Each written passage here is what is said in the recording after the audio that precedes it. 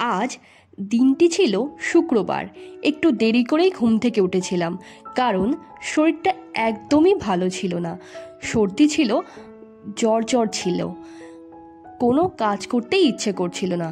তাই আমার হাজবেন্ড সুজয় বলল, রান্না করতে হবে না, অনলাইন থেকে কিছু একটা আনিয়ে নেব। দুপুর 2টো নাগাদ বলল যে বলো কি খাবে। আমি বললাম যা খুশি একটা অর্ডার দিয়ে দাও। ও বলল না, তুমি যেটা খাবে সেটাই দেব। তো আমি অর্ডার করলাম কষে কষা থেকে মহাভোজ থালি, মানে অনেক কিছু।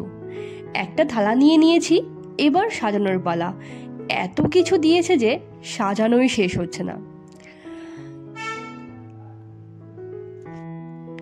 এর আগেও কষে কষা থেকে অর্ডার দিয়ে খাবার আনিয়েছি অনেকবার, কিন্তু মহাভোজ থালি কখনোই অর্ডার দেওয়া হয়নি, তাই আজ দিয়ে দিলাম।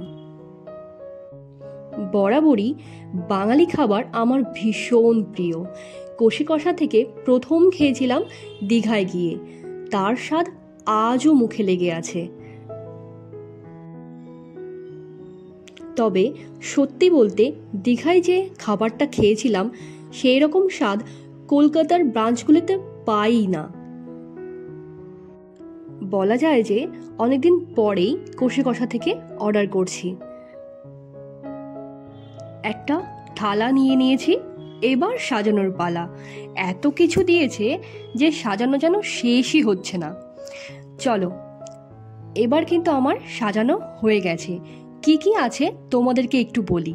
এখানে আছে ভাত, শুক্তো, ডাল, ফুলকপির একটা তরকারি, চিংড়ি মাছের একটা পদ, মাংস, এদিকে বেগুন ভাজা, আলু ঝুরি ভাজা, লুচি, পোলাও, স্যালাড, মিষ্টি, চাটনি, আর খাওয়ার শেষে মুখশুদ্ধি।